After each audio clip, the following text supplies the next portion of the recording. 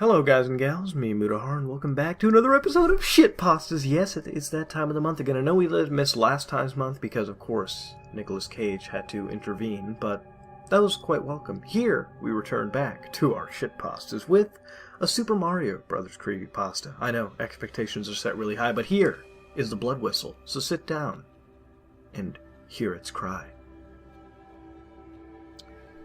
This is the recorded blog of a college student who was playing a modified version of Super Mario Bros. 3 on his computer. Shortly after submitting the last entry, he committed suicide in his dorm room. A friend of mine recently sent me what he claims to be a scary Super Mario Bros. 3 hack that he wanted me to try out because he didn't have the courage. I started this blog to record my progress through the game. He got this from a site that's no longer active, and I've seen some pretty scary occurrences with emulator games before. Just look at Ben. All that aside, however, there was something definitely off about this wrong. The title was SMB3BW. Anyways, I won't play any today because I'm quite busy with college work and such, but I'll definitely start tomorrow. I played some of the game today. Obviously my friend was misinformed. As I played all the way through 1 to 3, I found nothing irregular. All the sprites, levels, and sounds didn't have a fluke to their name. Wait, a secret? That must be how you unlock it. I swear you guys, I'll find the warp whistle tomorrow and see what creepy secrets this game has to hide. Look for tomorrow's post. It won't disappoint. Maybe this will explain what the BW in the title stands for. I wish I hadn't unlocked that secret. This game will be the bane of my existence. I'll try as best as I can to explain what happened and will certainly entail. I don't know if any of you will believe me, but the sick mockery of one of my childhood favorites must be exploited, and never be seen by the eyes of any other breathing man on God's green earth. And Todd, what I'll call my friend for the sake of privacy and possible security, do not send that link to anyone else. You'll see why below. I entered the castle stage, knowing its only secret was the warp whistle. I disposed of a dry bones before donning a raccoon tail. With the running start, I was flying above the stage until I hit a secret area. My whole life before I hit up my arrow keypad was completely different. I was happy. I was normal. I could wake up in the morning recognizing my own reflection, being absolute with my safety. Now, it's lies. All lies. I know that if what happened today, my life will become an infernal hell, in which every day will be a futile struggle to retain my own sanity. After watching this wretched collage of electronic dejection, I will embrace death like a long-lost lover with open arms. Now to get on with what had come to pass, the blocks that lined the wall were a gloomy, albeit polished obsidian black. Mario's skin now had a grayish tint to it. But that wasn't what was wrong with the picture. The music was a sped-up version of the normal bonus room theme. Toad's skull was cracked open and profusely bleeding, spilling blood onto the floor and making the room slippery like an ice stage. His mouth was also agape and spewing blood onto the floor. The blood had an eerie, reflective quality that should have been graphically impossible for an 8-bit game like Mario 3. I walked up to him to see what it was like that he might say. What he had to offer are these phrases. Blood whistle. Hear its cry.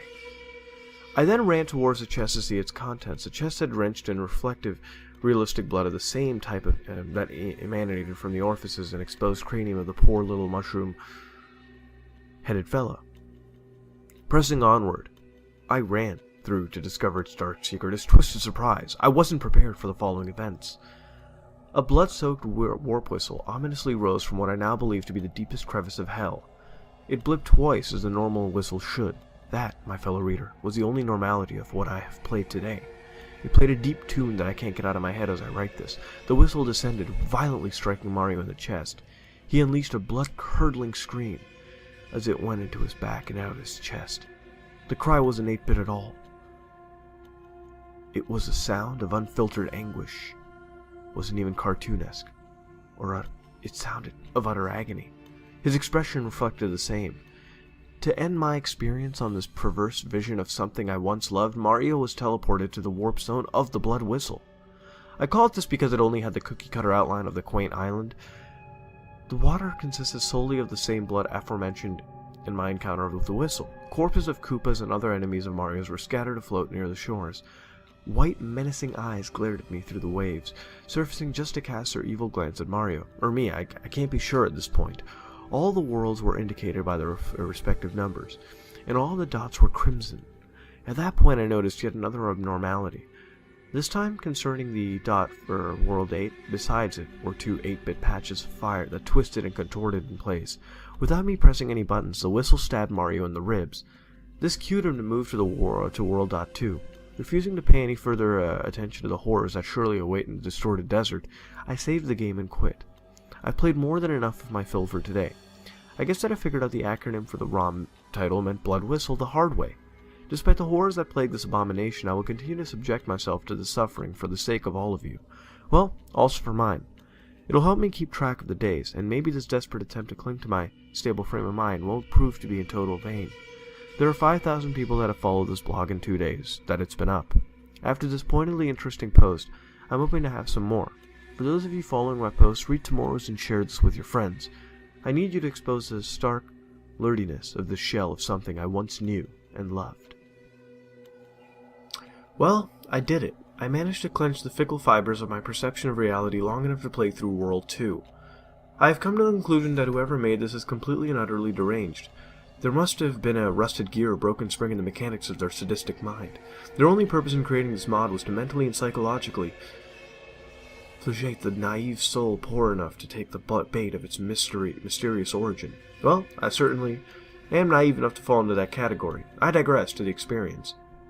I find myself asking how I could have missed major things like this yesterday, when I saved the game in this world.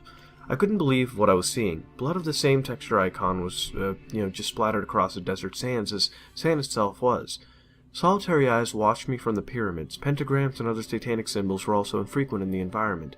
Could this be the work of the Illuminati? Okay, enough pondering. I need to finish this grim tale. Skeletons of Koopas littered the bleak landscape.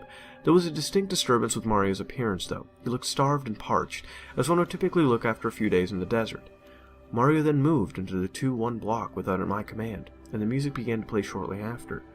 This was a reversed vision of the overworld theme. Whispers and other paranormal phenomena could be heard playing in harmony with the music, saying cryptic things. After about a minute, I began to record the sound.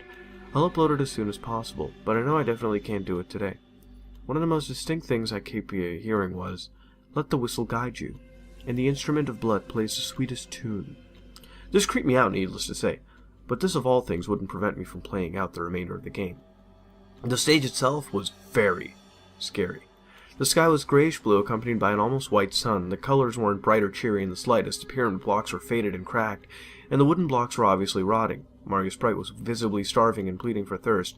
The fire creatures fixedly stared at me for they looked at me like a shark stares at or a school of fish, seeming to know who their next meal was. The neutral expressions of the Koopas had changed into ones of converged disgust and loathe. I had obtained the raccoon by now, so I ran along the pipe-looking platform and took off. I flew for a little while, which was nice. Mario's face had changed as well, being the normal happy smile you see throughout the usual game. I relished in a few moments of happiness I sought from this game. These moments were mercilessly ended within the course of a few seconds, though. The sky flashed a gloomy black before the blood whistle came and impaled the poor plumber yet again. Mario fell, his corpulent figure going limp until he hit the ground with a thump that I swore I could feel. He was miraculously alive, though, his body twitching in a feeble attempt to rise. A fire creature jumped on Mario, who was now pinned to the ground and screaming in pain. His scream was bitterly realistic. It reeked of such ineffable pain it hurts me now to describe the sheer degree of torture this character was put through. There he was, burning and seething in pain, and there I sat, completely powerless, forced to watch what I thought was the end of his trials on Worlds 2. I was so wrong. The level select came into view. Whistle threw back. Mario was transported into one of Pyramid's levels. When the level started, the background was an egregious smoke-filled back. Bursts of lightning filled the sky with illumination. Winged demons in flight were visible upon these strikes. Also, in the skies glowed stagnantly lit pentagrams in 666. Mario is being carried by two of Bowser's sons up one of the game's pyramid structures. However, this particular structure was vastly different than the regular ones. The bricks were cracked and faded with age. The edges were jagged with dried blood caked each block. Nothing but a heavy drum beat and the sounds of thunder played in the background. The thunder didn't play in unison with lightning, as happens in most games. There was an eerily realistic pause between the flare of the lightning and the boom of the thunder. As the top of the structure was reached, I saw the worst thing yet. Bowser towered above everyone else, intimidating and terrible. Below stood 4 of his sons, 2 of which had carried Mario, Morton, Iggy, Ray, and Von Koopa. Above the entire scene were the words Blood Whistle in bright red neon letters. Bowser's face had to have been 10 times more evil than I'd seen it. His green shell was cracked, and his white spines had been dipped in blood. Blood was fresh on his teeth. Also, as his serpentine tongue licked them, making clear his intentions on what to do with Mario after he disposed of him. It was then I came to a dooming realization. Mario can't die. The game won't let him. However many things are thrown at him, in however many ways he's brutally maimed, mortality will not escape him. For a time, that is. He will continue to be sustained by whatever dark force or sick mind that drives the rest of these occurrences to passing until the game's eventual end, in which he will ruefully and painfully perish. Now that has been said. To continue today's experience, suddenly Von Koopa produced a dagger. It gleamed with uncanny realism in the light of the Blood Whistle sign that loomed above. After a brief pause, he began to slice Mario's chest open. Mario again brayed that fearful cry. A cry that implied that he would only die to endure torture of 10 times the magnitude. Tears streamed down his face as Von removed his heart, still pumping. He handed it to Bowser, who ate it with a crunching chomp. His sons laughed as he did this, blood flowing from Mario's exposed abdomen. With a bark from their twisted father, the sons shamelessly began to regurgitate and tear apart what was open. As they were doing this, Mario slowly turned his head towards me and uttered a single question through tears and bloods. Why? I myself asked the very same question. Why would they treat him as an animal, if not less, for their amusement? Why would someone initiate the genesis of such horrid contraption, a contraption in which life and death have no meaning and are manipulated, a contraption in which concepts such as morals, remorse, and mercy are completely foreign? It makes me shudder to think that there is someone sick enough out there to put a character through this kind of unbearable hell just to sit back and laugh. It makes me absolutely sick to my core. Oh, that reminds me of another thing. You're probably wondering as why I complacently talk about Mario as if he's a human being. A human who suffers pain, sorrow, depression, starvation, and thirst like the rest of us? A human who is also capable of feeling happiness, remorse, goodwill, and love like anyone else? It's because I am thoroughly convinced that he is. Please, don't stop following this blog because you think I'm insane. That will come later. I believe without a shadow of a doubt that inside this game is a character with a complex range of emotions. Someone who feels like you and me. But it's just a game, right? It's just a contrived mixture of code and data put together to present words and images, correct? Wrong. I know, with everything inside of me, that Mario has to be alive. I've never seen him truly happy and truly sad. And at one point, I may even see him truly angry. He feels like any other living, breathing human being. I don't know why. I don't know how something so human could rise from something so truly inhuman. A character with a soul seemed completely impossible to me before I played this hack. I now have a goal with this game, to keep this poor creature safe. I suppose I know the real truth. I'll see you all tomorrow, same place, same time. It's me again. I had a horrible range of nightmares last night that are a direct result of playing this game. Some really weird stuff also went down. Before I get into today's gameplay, I'll have to go through them with you guys, so I'll have an interactive record of my dreaming habits related to the game. I myself am having a hard time as to how they are so close to home, and so they mean for my seemingly inevitable downfall. Before I tell this, I have to let you in on a piece of irrelevant information. In the 4th grade, I used to play the recorder. Every kid had to learn some musical skill, and I liked wind instruments because of their method to play, appearance, and sound. Such is the irony of the instrument that has caused me all this grief. In my dream, I was playing the instrument in a dark room. In my 4th grade self, just coolly playing Mary Had a Little Lamb, out of nowhere, I began to cough. I had choked on some blood that had materialized within and around my recorder. I covered it and soon filled it. Blood began to pour in great quantity out of all the recorder's holes. It soon began to float in midair and hover. A few seconds passed and it struck me in the chest. It had impaled me, going directly through my heart and every other vital artery one could think of. I woke up, the sheets plastered to my bare chest with sweat. I was completely fine, not a scratch on me, and as I sat there in bed, afraid of how I'm sure the game did this, or maybe it was just me losing my sanity, I began to hear a noise coming from my laptop. It was closed, but a faint, muffled humming sound was clearly audible. I warily approached my computer, the machine almost looking alive. I then opened it up. It was a picture of SMB3 Raccoon Mario sprite on a black backdrop. He was chained up by his legs and feet, and the chains reached outside of the screen. The blood whistle sat as the centerpiece of it all through Mario's chest. The tune of the blood whistle played over and over, a loop that only exacerbated the sounds within the walls of my psyche. I tried exiting out of whatever this program might have been, but the window wouldn't close. I eventually had to take out my laptop battery, which didn't sit too well with my OS. Luckily, I didn't lose any files. Now, for the gameplay. I was on a weak imitation of the World 3 map. The water was none other than the blood. A ravenous fish jumped out of the water, looks of primal hunger on their faces. There was something off about Mario's map representation that I noticed right away. Along with the raccoon tail, the blood whistle was now a permanent fixture throughout his body. His skin has dulled a little from its prior shade of gray. Now more outwardly noticeable, his mustache now had dots of red clung to it as well. Without my or Mario's control, needless to say, I was moved to the first underwater stage. A cherry red tint absorbed the entire screen. That was to be expected. As the water looked blood-ridden from the outside as well, I swam down the left side of the level to get a fire mushroom. As soon as Mario got off, and his outfit changed, he got an evil simper on his face. He looked at me and said, "Revenge? Yes?" I confirmed his suspicions, and we set off to the danger that lurked near. The fish cast malevolent gazes at Mario as he swam by, incinerating them. His normal, happy smile returned, and so did mine. The annihilation of the carnivorous creatures didn't last long before both Mario and I faced a hellish dilemma.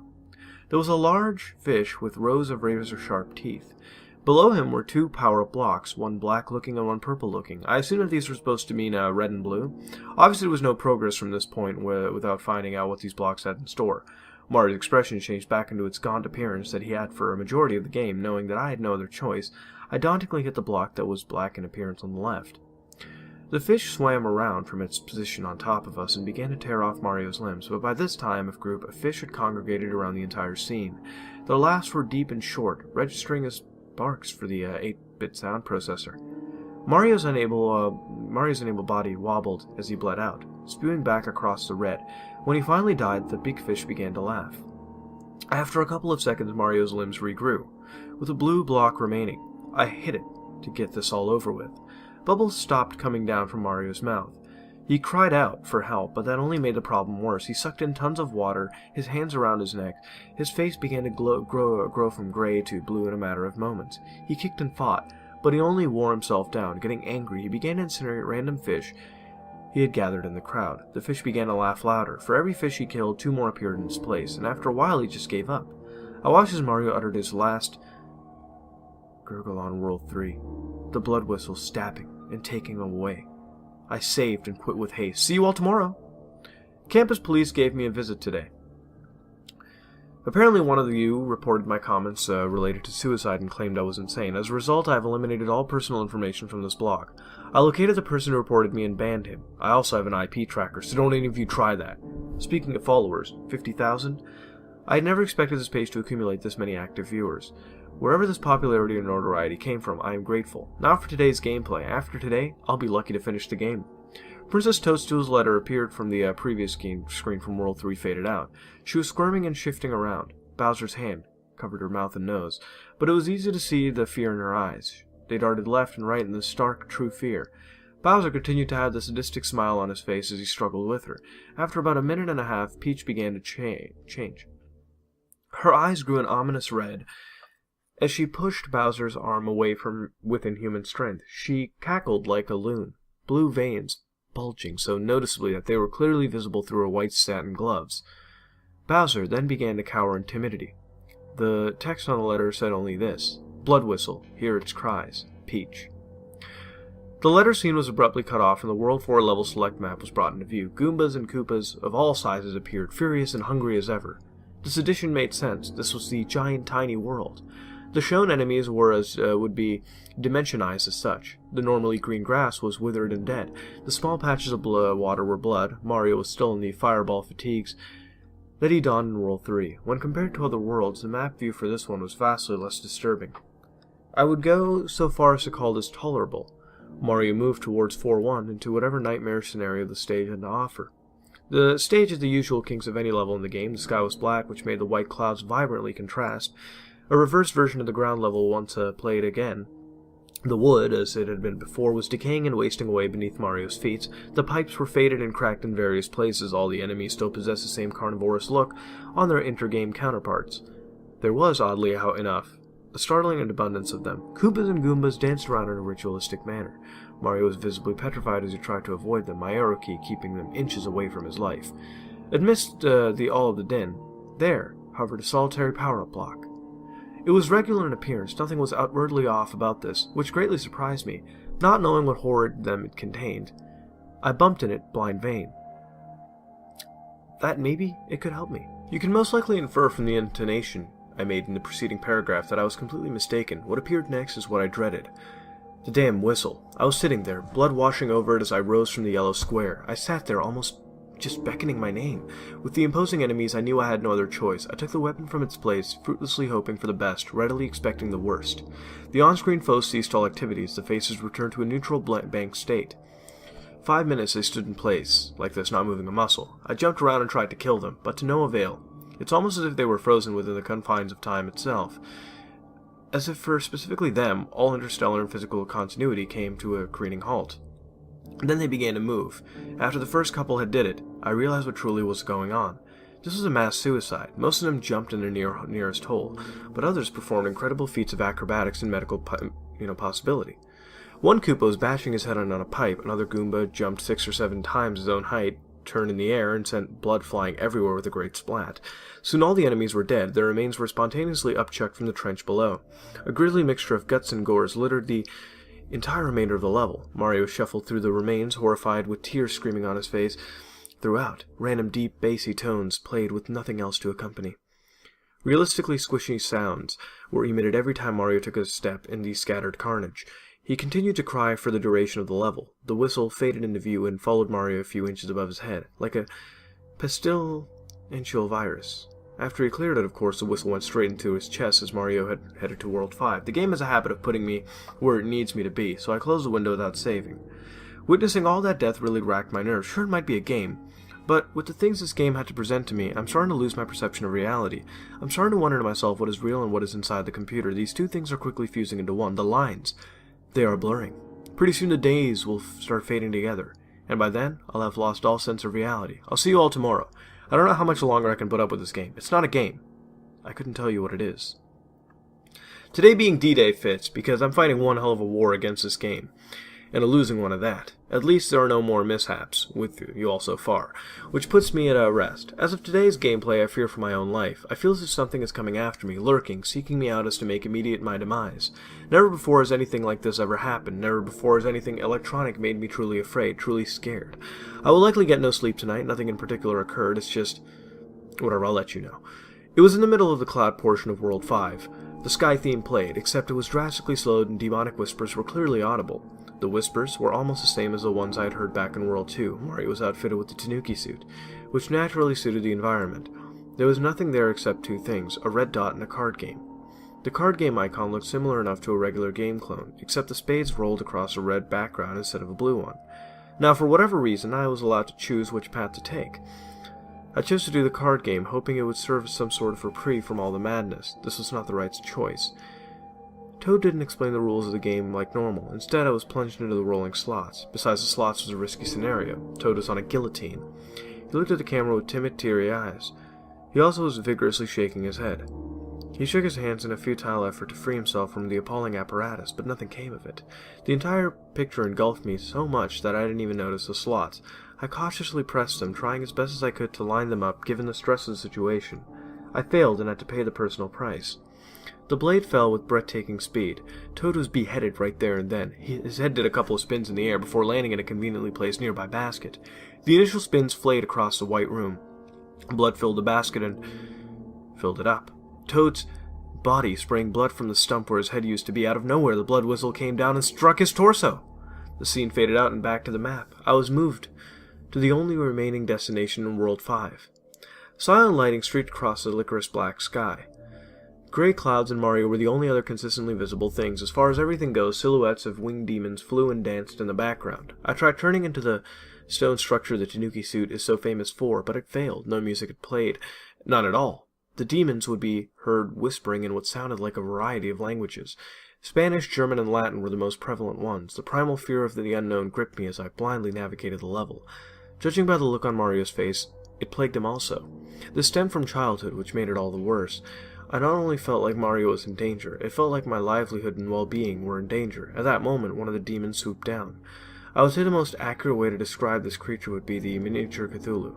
Its claws plucked out Mario's eyes, making them profusely bleed. He unleashed an ephemeral, yet bone-chilling cry. After the searing pain relented, Mario trudged on. His face was now void of any and all expression. It was because he knew as well as I did that they would be torn apart. Brutally and slowly, but it would happen. And after a few more seconds, the second demon came. It was identical in appearance to the first. It swooped down with grim black bat wings and did its portion of damage. After it was said and done, the thing had torn Mario's arms off. Mario stopped dead in his tracks. He sobbed loudly, knowing the worst is yet to come. I felt so sorry for him that his words escaped me. He continued with a morose look. His normal walk slowed to a shuffle. Not a few seconds after that, the final solitary spectre came down. He did his work with one big slash. Mario was now without his legs, and a slump of a body sat there. He sadly wept in utter despair. He knew the end was near. He turned to me and choked out this. "I'm sorry you had to witness this. Everything." Those were his last spoken words on World 5, before a gaggle of Hell's minions descended and tore apart what remained of him. His entrails were liberally exposed as they regurgitated in their cruel feast. When the dust cleared, a mere shell of him remained. All you could see of his open stomach were his open spine and back muscles. As I had predicted, the blood whistle came to transport him into whatever hellish situation he had contemplated would be worse than the last. Consider it sheer luck if I make another post tomorrow. If I do, it may be my last. I'm starting not to care anymore. I'm in the throes of such a severe depression, it's all starting to fade away. Everything, school, friends, family. It's safe to say this game has single-handedly ruined my life. Such sadness has never become me before my life. My grandfather died when I was young, but that didn't close to equate what I'm feeling now. It's a direct result of the level I played today, which I'll get into it right now. World 6 appeared, ice was everywhere. This is the one part that correlated to the unaltered version. Nothing else did. The ice was none other than frozen realistic blood. Crystallized pieces of crimson droplets bordered the ice blocks. Blood filled in with the small pockets of water that were. Of course, there was a solitary dot on the map. Mario entered it, and I knew that whatever was to pass, it would be tenfold of what had already happened. Pure sable white was the only thing that constituted the backdrop.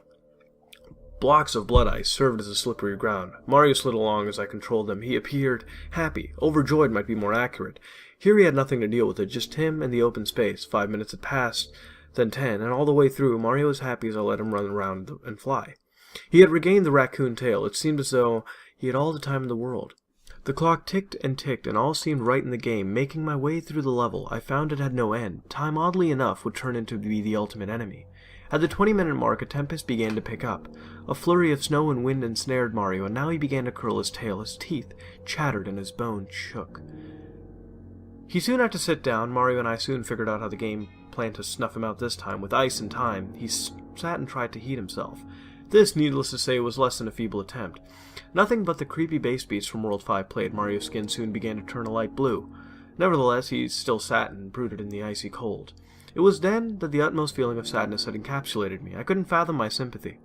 I couldn't begin to describe how bad I felt that this death was absolutely inevitable, and there was nothing I could do to stop it, just simply watch in shock and dejected awe.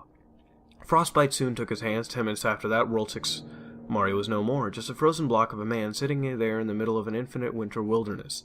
After the sadness came feelings of sheer loneliness.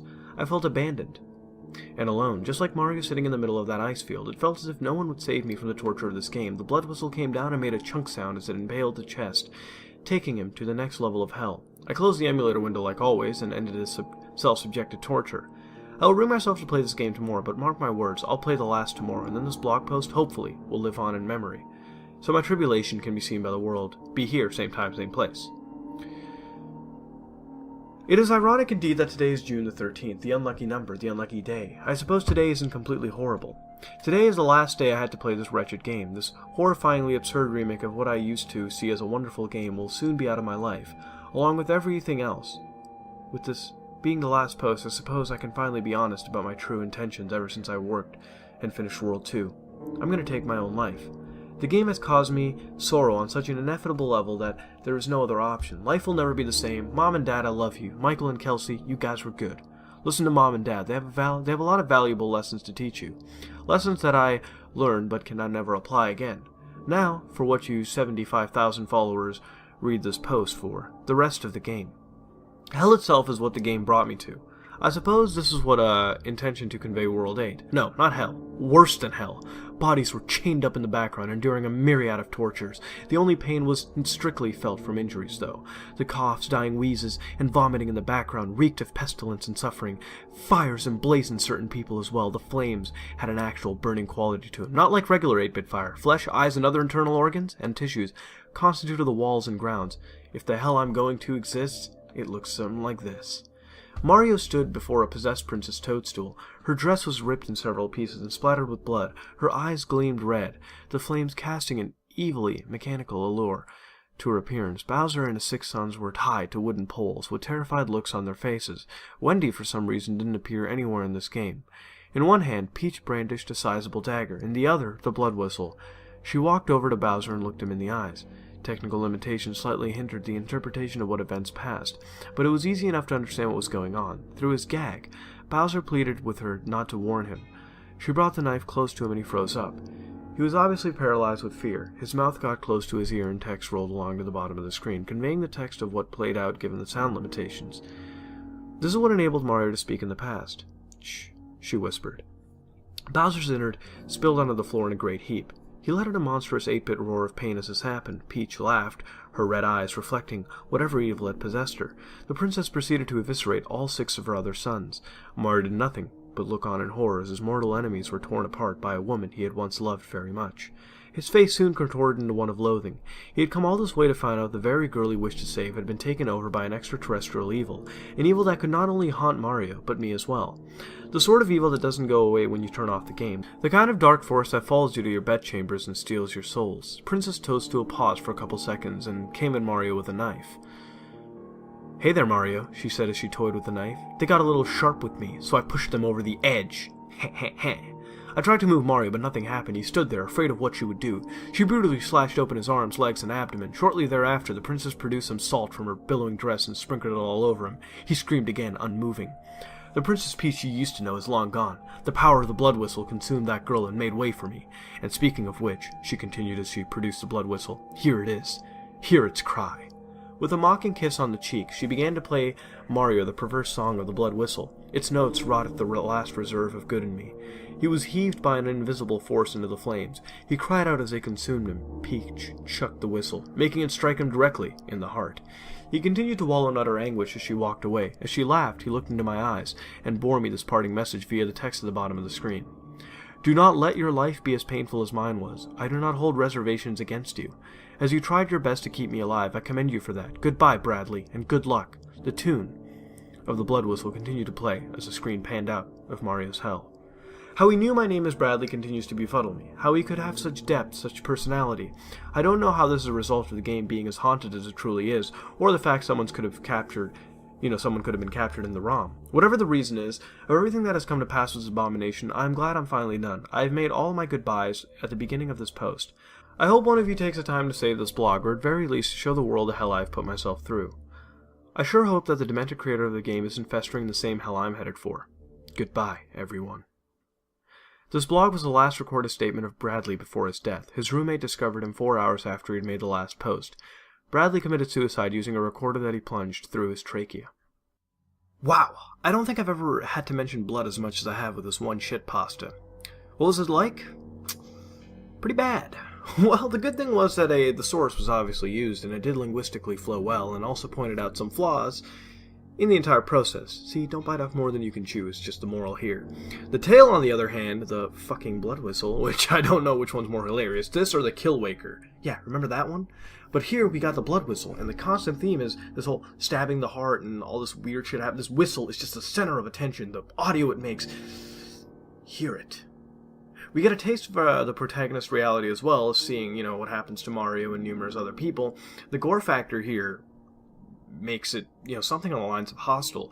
That looks tame compared to this, and it's rather unnecessary. Throughout all the gore scenes, I just found myself cringing and at times laughing at the sheer stupidity of the thought that this was intended to instill real fear. It's not. Killing Mario, or freezing him, chopping his testicles off, burning him, is not scary. It's offensive to our sensibilities. The protagonist himself is also unrealistic as well, just going on about how awful this is, and then ending it with, you know, it always come back later, this note. It felt as though the reactions and the feelings were just mixed, and it was just going back and forth for the most part, and it just felt weird. Especially with that suicide at the end. The way it was written, I suppose, you know, I mean, I kind of saw it coming, I didn't, and even if I didn't see it coming, it's not like it would make it good in any stretch of the imagination. It's just really disorienting, to say the least. Twists need something twist cannot just, you can't just twist to something and expect it to be great all the time. No. How can we make it better, though? Honestly, the protagonist needs to be more believable. And please, please, for the love of all that is Salco, make this shorter. With no proper build-up or reward, we get a really long-winded tale about a whistle that no one ever asked for. In the end, what would you rate this, and what would you change to make it better? This has been another episode of ShitPASTAS, and if you like what you saw, then like, comment, and subscribe. This is me, Mudahar, and I am out.